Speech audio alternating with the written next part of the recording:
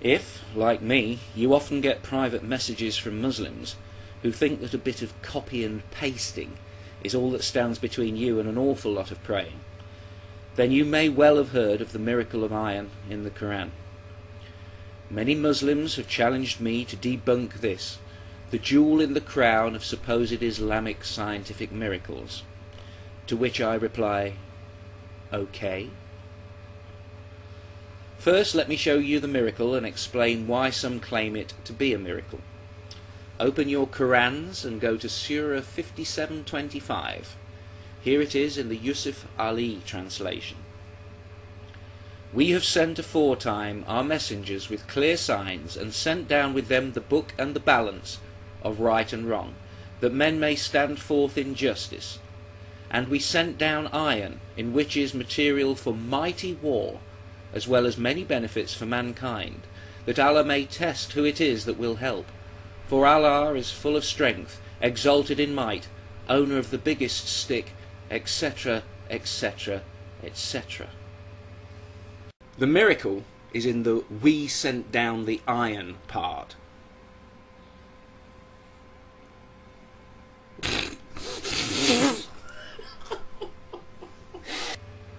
Many Muslims claim this section of the Quran is clearly referring to the scientific fact that iron really does come down to the earth from the skies, from outer space, carried on meteorites and, more rarely, in asteroids.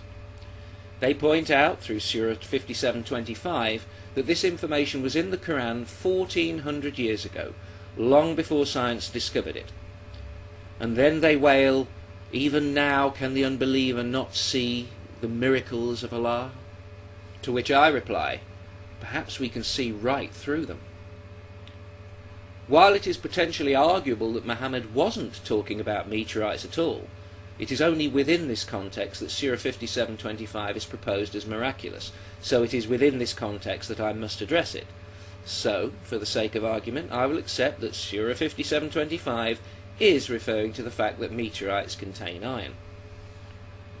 Now, I'm not making this up. I've asked several Muslims to present me their number one miracle from the Quran, and the iron miracle is often top of the list. It is obviously seen by many Muslims as something utterly inexplicable. They can't see how it can't be a miracle. Many Muslims cannot figure out how Muhammad could have known about the iron within meteorites unless the creator of the universe told him. Now, before I involuntarily urinate in my trousers, I'd like to point out that sometimes the flaw in a claim can be simply so huge that we often can't see it at first. And the iron miracle in the Quran is rather like that.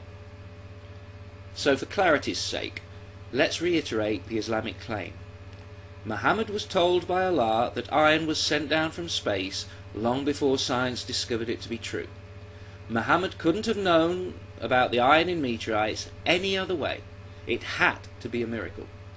In essence, the whole argument is based upon the question, who else but the creator of the universe could have told Muhammad that meteorites contain iron? Well, could have been a merchant, could have been a blacksmith, could have been a weaponsmith, could have been a trader, a sailor, a soldier, a holy man, a pagan, a traveller, a wise man, a kid on the street, or maybe a beggar. Because it is a fact that many people in Muhammad's day and long, long before knew that meteorites contained iron.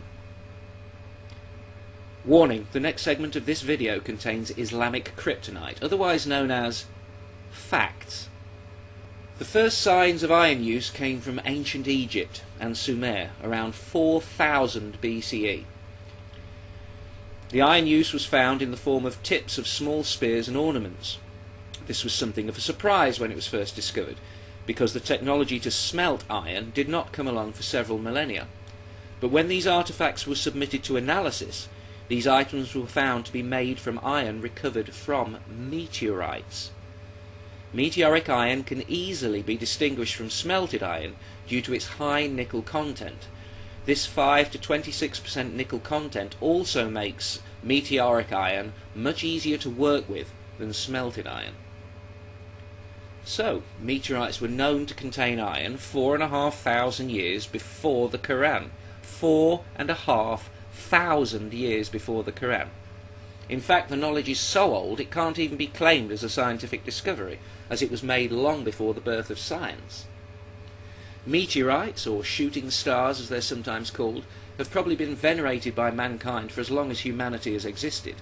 The prehistoric use of meteoric iron is thought by many historians of metallurgy to be worldwide. History, despite what they teach in Islamic schools, did not begin with the Quran. Civilizations far older than Islam, from the Hittites and the Egyptians to the Greeks and the Romans, all valued meteorites precisely because of the fact they were known to contain iron.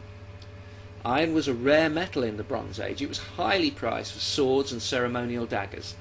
Iron was even valued for a time above gold. The early Hittites are known to have bartered iron for silver at a rate of 40 times the iron's weight. You ask how Muhammad could possibly have known meteorites contained iron. Well, here's your answer. It's because everybody knew it, or at least it was common knowledge to anyone who knew anything about metals. Muhammad wasn't telling the first readers of the Quran something they didn't already know, although it may have seemed like that to ignorant people.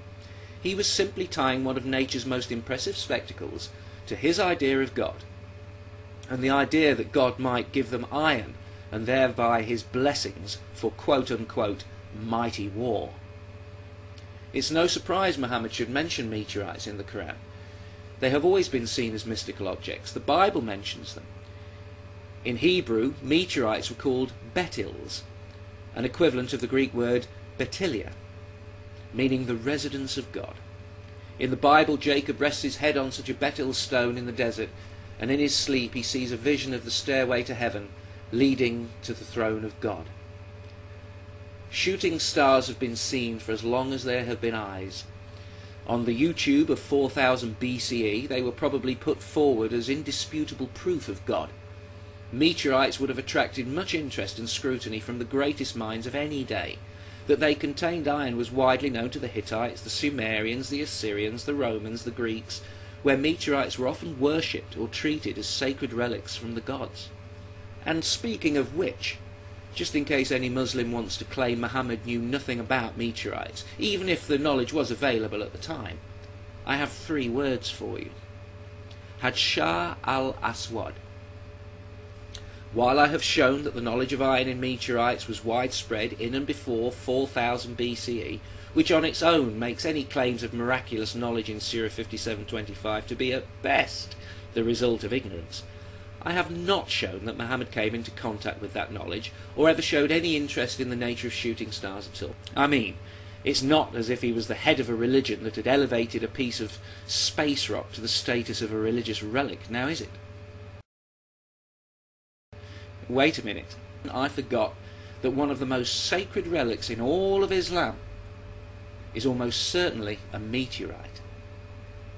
This is Mecca. The black cube you can see is called the Kaaba. It is the most important site in all of Islam. Each Muslim is expected to make a pilgrimage here, or Hajj, once in their lifetime, to visit Mecca and walk around the Kaaba 7 times, then to pause at the southeast corner of the Kaaba to touch or kiss the Hadshah al-Aswad, the sacred black stone, an object also known as Yamin Allah, meaning the right hand of God. It was a relic from a previous religion that Muhammad saw strategic use in absorbing into Islam. The tradition says that the stone is a betil, remember the Hebrew word? A meteorite that was given to Abraham by the Archangel Gabriel.